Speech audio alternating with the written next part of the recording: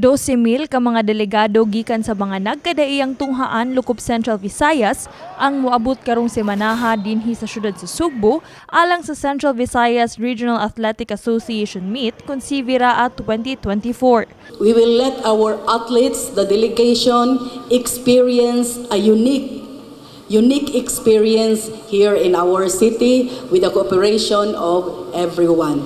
Opisyal nga pagabuksan ang maong kalihukan sa South Road Properties kun SRP karong Sabado, Mayo 4. Magtigi sa nagkadaiyang kalihukan sa paugnat sa kusog ang mga atleta alang sa pagkabot sa 1,362 ka gold medals. Og sanglit host ang Cebu City sa week-long regional sports meet, ipahigayon sa mga nagkadaiyang playing venues sama sa mga sports facilities, malls, public schools ug universidad dinhi sa syudad ang mga sports events.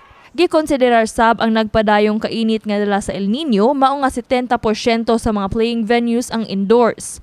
Ug aron malikayan ang posibleng heat stroke o heat stress sa mga athletes, duna po'y kamanduan nga walay ipahigayon nga mga outdoor games sugod sa alas 9 sa buntag hangtod sa alas 3 sa hapon.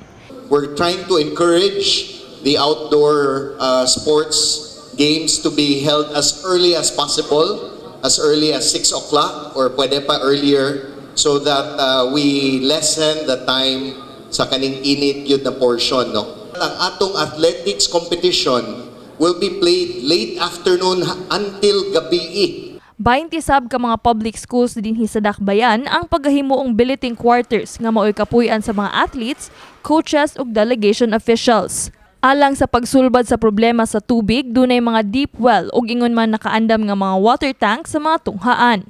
Gani dunay mga school divisions ang mihisgot nga dunay planong magdala og ilang water tank. We have already tapped our nearest barangays para naaputay other source as well as the fire trucks.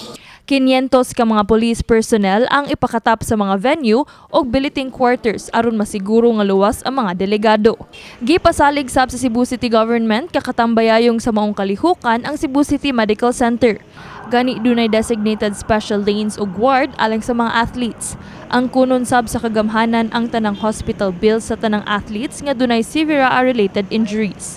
But if minor cases lang na fever, mayunana, we advise that it will be at their billeting quarter because each billeting quarter will have its own medical doctor.